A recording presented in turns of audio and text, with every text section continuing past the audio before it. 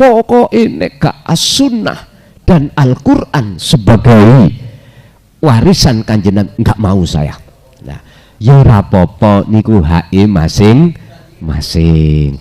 Sami kalih wau pertanyaan tentang masalah setan. Diciptakan Allah dari mana? Diciptakan Allah malaikat dari mana? Intine Pak, kalau sampai sudah ke akad, baik setan, malaikat, makhluk, ya Nur Muhammad sedaya.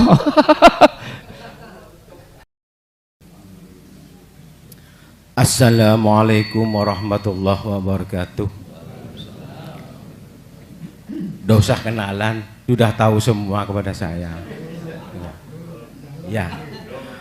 Sebelumnya saya bertanya, jikalau ada pertanyaan saya ini tidak patut ditanyakan, saya minta mohon maaf yang sebesar-besarnya, terutama kepada guru kita Kiai Haji Muhlason. Tadi malam saya membaca Al-Quran, waktu hataman kok ada ayat Al-Quran di dalam surat Az-Zumar ayat 30. Di situ mengatakan innaka mayyitun fa innahum mayyitun. Nah, itu kalau kita menelaah dari ilmu hakikat ma'rifat itu apa Gus? Berkaitan dengan apa yang tadi disampaikan. Kalau syariat sudah tahu, sudah semuanya, gak usah dibilangin. Yang kedua, tadi dikatakan Allah ada dari segi malaikat itu bisa bertemu dengan Allah, dari segi setan pun bisa bertemu dengan Allah dengan satu jalan. Wa man kana yarju liqa illah falyamal amalan solehan. Ini adalah dari segi malaikat. Ini satu. Yang kedua, fa man kana yarju liqa illah falyamal amalan solehan fal yusrik bi ibadati rabbih ahada. Ini dari segi setan ini. Tapi bisa mencapai kepada Allah Subhanahu wa taala. Yang saya bertanyakan, semua makhluk itu terbuat dari Nurullah atau Nur Muhammad. Apakah setan itu termasuk dari Nur Muhammad juga, Gus? Nomor satu. Apakah neraka itu termasuk dari Nur Muhammad juga, Gus? Kalau kita dari setan pun kita bisa menembus kepada Allah atau dekat kepada Allah. Dari malaikat pun dekat kepada Allah. Itu saja yang saya tanyakan. Maaf saya kalau teman-teman sudah tahu, maklumlah, saya kan masih belajar. Patut saya itu bertanya, embuh itu saya apa jelek pun tidak apa-apa, dicemoyo dengan teman-teman tidak apa-apa. No way. Tidak apa-apa. Itu kan off to you. Nah, itu kan terasa saudara. Semua murid sini punya hak dan kewajiban untuk bertanya. Saya bertanya ini saya nggak tahu. Kalau tahu buat apa tanya? Begitu Gus. Yeah. Terima kasih Gus. Wassalamualaikum warahmatullahi wabarakatuh. Waalaikumsalam warahmatullahi wabarakatuh. Surat Az-Zumar ayat 3 ayat 30. Innaka mayyitun wa innahum mayyituna. Muhammad, kamu yo mayyitun, itu artinya akan mati. Terus makhluk yang lainnya juga mayyituna, ya juga akan mati. Kalau melihat makna dari muhakamah akan mati, berarti larinya ke jasad, makanya disebut Muhammad. Kalau Nur Muhammad wiji kang dumadi sak lebete urip atau sesuatu yang ada pada diri hidup yang sering disebut sebagai Nur Muhammad, ya tak akan mati. Hidup yang ada biji kacang, oke, nanti akan wijine kacang akan sirna, berarti dohire hidupnya akan nyata berupa pohon. Pohon itu nanti akan berbuah lagi. Begitulah terus menerus, berputar. Iki kauniyah, hak ni Qur'aniyah sama. Ruh sampai niki ora iso mati, Pak. Sing mati iku jasad. Cuman kita nggak paham tentang keterangan di syariat.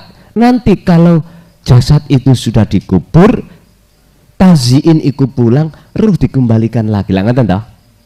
Keterangan ini kan ngoten. Terus ditanya malaikat loro. Lah ngoten nggih. Nyun sewu. Terus bagaimana kalau ruh iki tidak mengenal mati? Dari ayat yang mengatakan hayat itu cuman Allah. Barulah paham man huwa ar-ruh. Siapa ruh itu?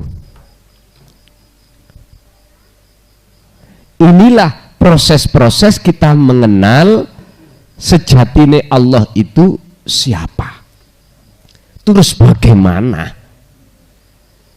Kefahaman kita sebagai manusia hanya dibatasi dengan laisa kamislihi syai'un.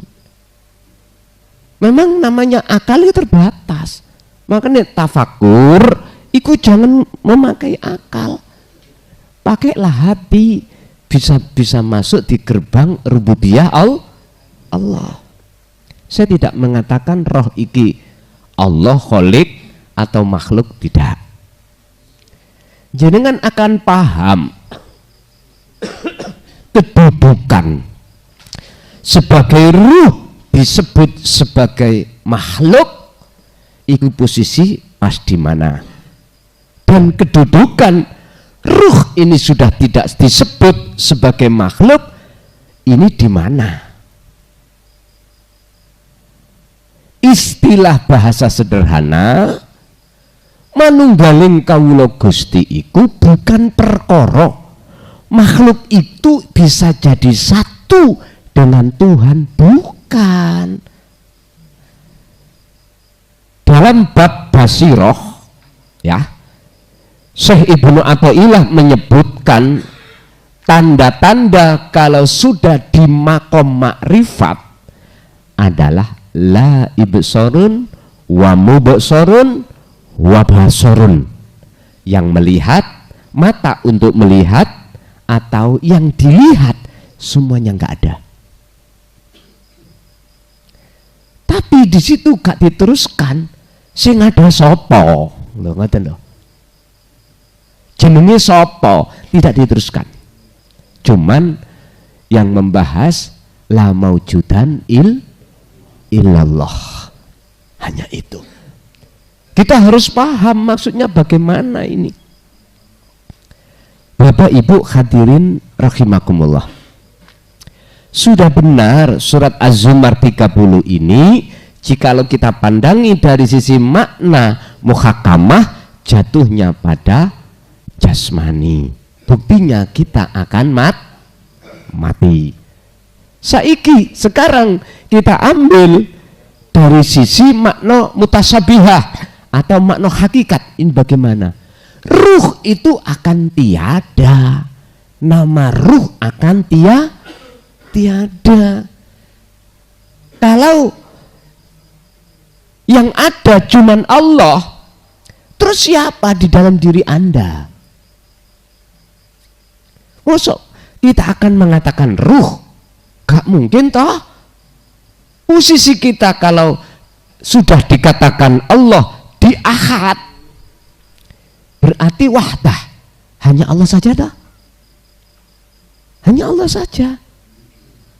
Jadi siapa yang bersemayam di kipas sehingga kipas itu seakan-akan bisa mendatangkan rasa dingin, ongkepnya hilang?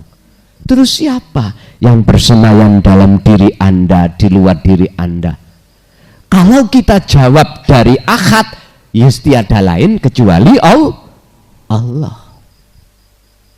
Gini iku sing akhirnya tidak akan mengenal mati. Pun satu.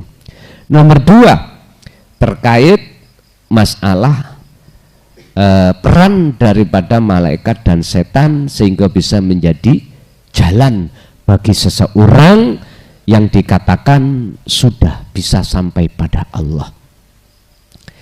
Nama buruk, nama baik, nama malaikat, nama setan, nama makhluk lain, bagi yang akad kan sudah nggak muncul, Pak.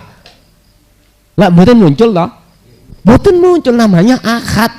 Sing muncul iku mung Allah kemawon. Cuman tadi dipertanyakan apakah setan itu diciptakan dari Nur Muhammad? Iki mudun maneh. Oke. Sudah jelas Pak, semua itu sesuai dengan porsi kita masing-masing. Nek menungso ya diciptakan Allah, mohon maaf ya, jasmani dari saripati tanah kembali ke tanah. Nek malaikat ikut diciptakan Allah dari nur ya kembali ke nur lagi. Nek setan dari nar atau api kembali ke api. Lah posisi roh sampai ono endi? Ono cahaya kah? Ada di api kah? Monggo sampean milih. Sak kersa jenengan.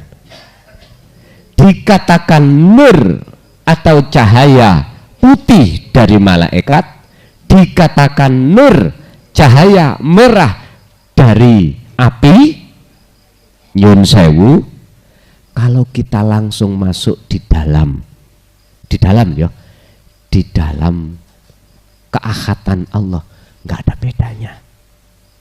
Iki bagi orang yang sudah dimakrifat loh nggih. Kecuali kalau kita proses ya menungso iki royo sangka Allah kembali ke Allah.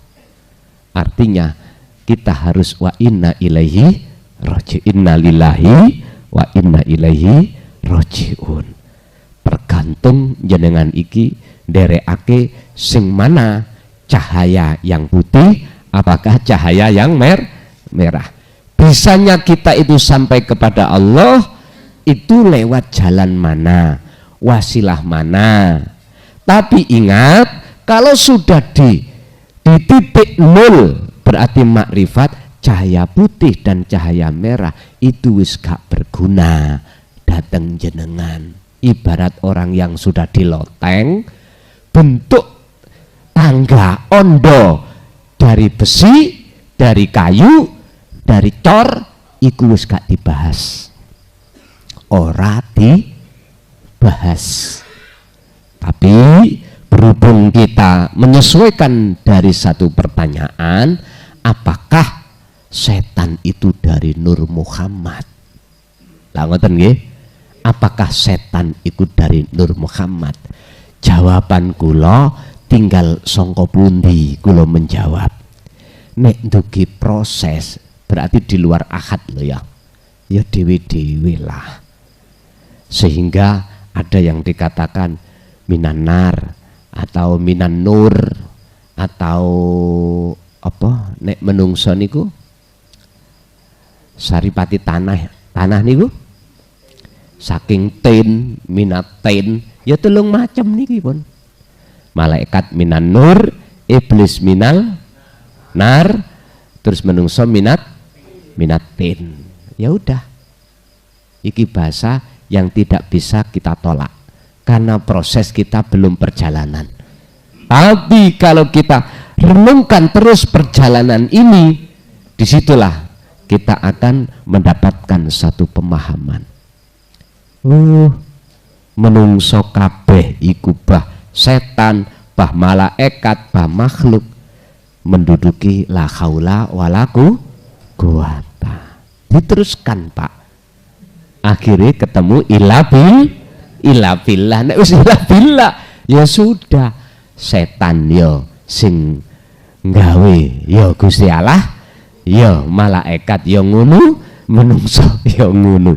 Sekarang bagaimana meletakkan illa liya budun wa ma umiru illa liya budullaha mukhlisina lahuddin hunafa'a wa yuqimus shalah wa yutuz zakat. Bisa nih ketemu Gusti Allah, wa dzalika dinul qayyimah, ya kudu gawe jalur agama sing lurus, agama sing gak nyalahno agama liya, agama sing didik ati sampean mengahadkan, mengesahkan Gusti Allah.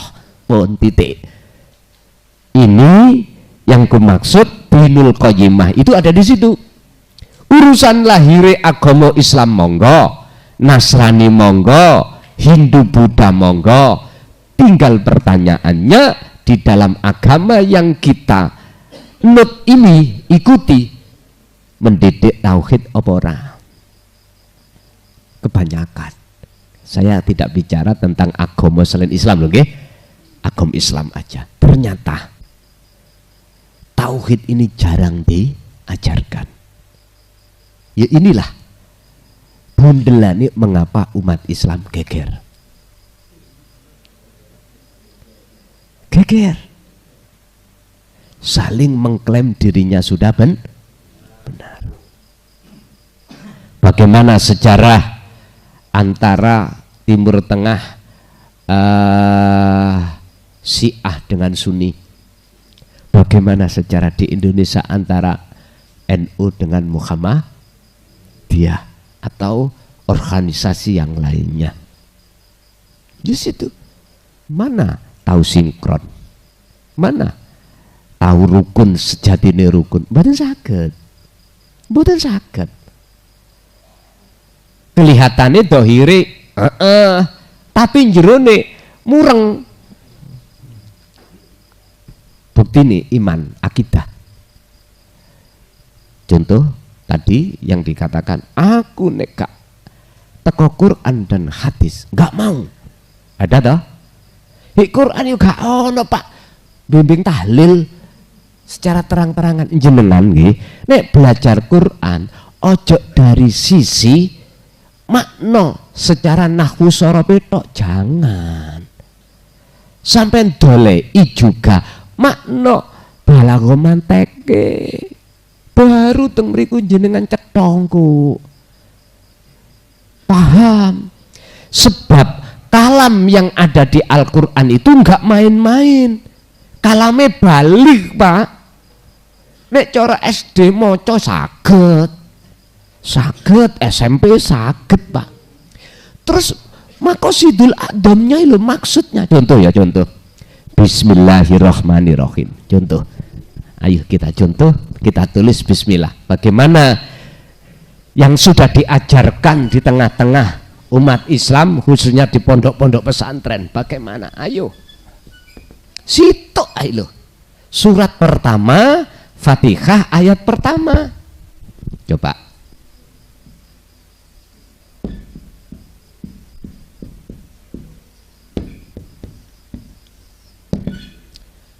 Mungkinkah diajarkan bak iku kedudukannya opo? Lah mboten mungkin toh. Sin itu opo? Mim itu opo maksude? Mboten nate digagas. Sehingga membacanya dengan menyebut nama iki lho Pak, sik berupa isim. Nama. Sik ta? Nama opo saged memunculkan sifat Ar-Rahman Ar-Rahim? Mana yang mau membahas tauhid ismudat iki? Gak patek. Jikalau ada kiai sing membahas langsung ada sesatun ngono.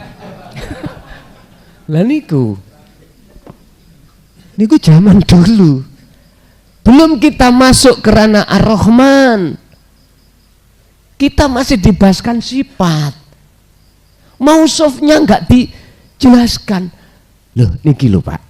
Makanya mengapa dalam satu ayat Allah katakan Rasulullah itu menyuruh seluruh tokoh-tokoh kafir Quraisy untuk membuat satu kalimat aja yang bisa menyerupai Al-Quran. Nggak ada yang bisa.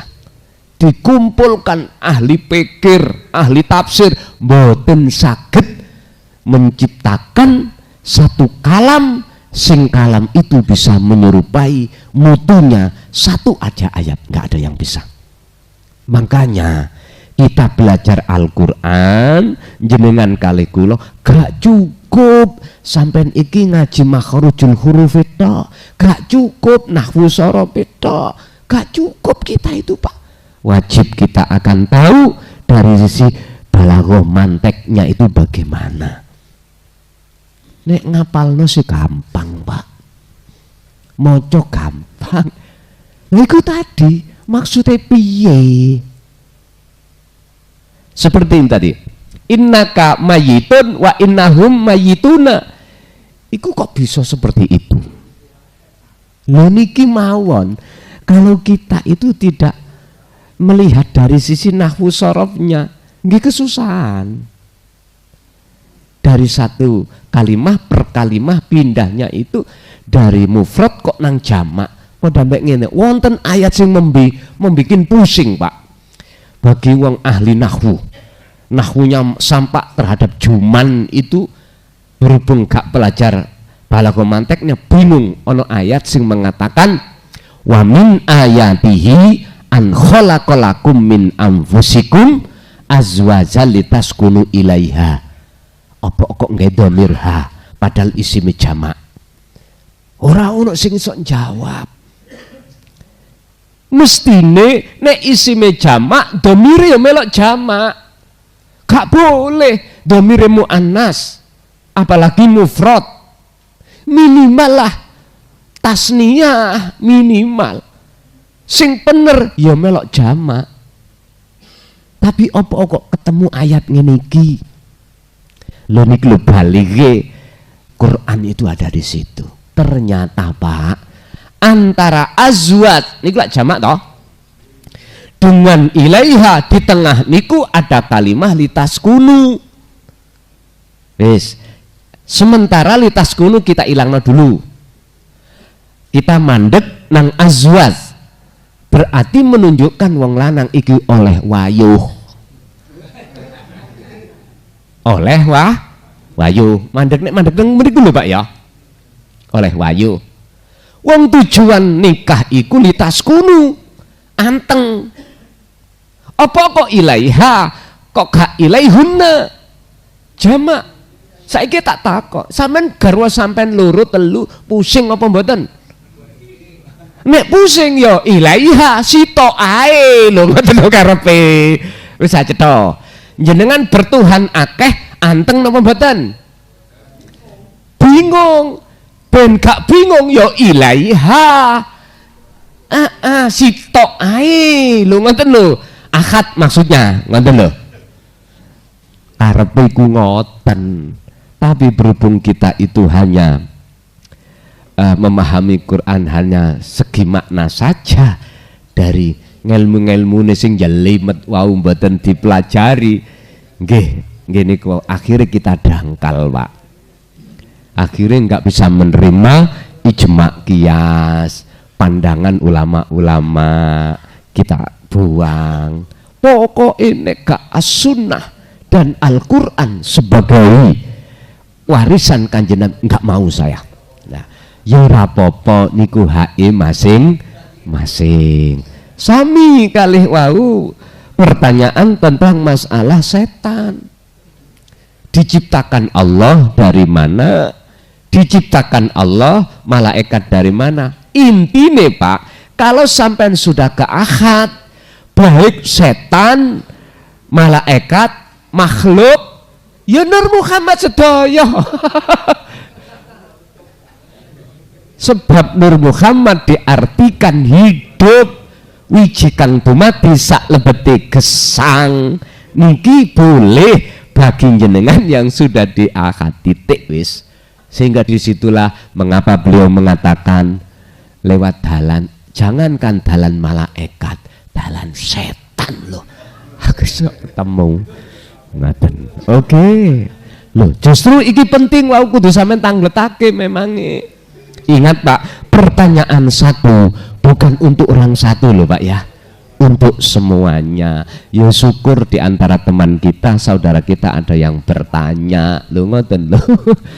Lah niki mah tambah seneng ngoten kuwi kok. Nggih, monggo.